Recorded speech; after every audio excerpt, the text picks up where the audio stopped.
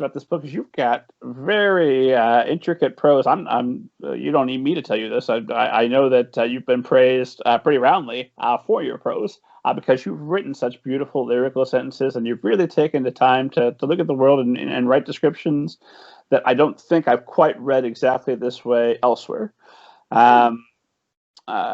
How much time are you spending on your prose, and when in the process are you doing that? Is that like draft 5, draft 20 type stuff, or? That's a really interesting question. I think that I kind of let the prose lead me pretty much from the beginning. So when I'm having a bad day, it's usually when the prose isn't working, not in terms of everything being really neat, but in terms of like there being some magical spark or rhythm in the prose that I can follow.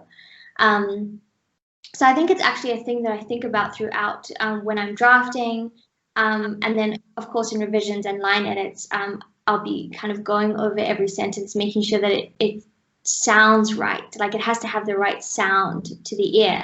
And I think that maybe that's connected to having a musical background, is that like words, like I wrote songs for, you know, basically my whole childhood and my whole adolescence into my 20s. So language and music are always kind of like together for me. And so when you're writing prose, you don't want it to be too like da da da da da da, you know, like too musical.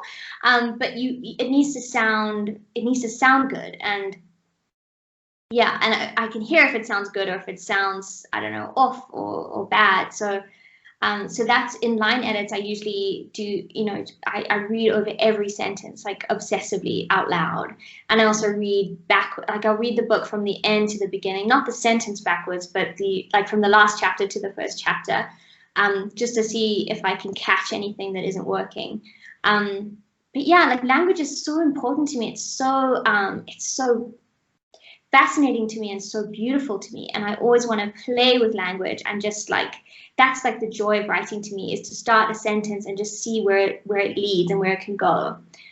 So yeah, it's pretty much constant. I'm constantly thinking about the language. And then does anybody give you feedback on the book before? I assume it goes off to Patricia Nelson at some point, but before that, do you have critique partners, anybody else that steps in and gives you that feedback? I do have critique partners. Yeah, I have a handful of really lovely critique partners, and it's even nice just to have, when you're drafting, to have kind of cheerleaders. I don't always have like I think my group of critique partners, I don't know if this is like the same for everyone, but we're very encouraging of each other's work. And so sometimes it will be a case of like, oh, I just don't know if this book is working, or it just feels like flat or boring to me. And then we'll kind of send extracts back and forth and just like tell each other like, no, this is really good, you need to keep going, or like this isn't quite working, or the beginning's a bit slow, but it's very broad.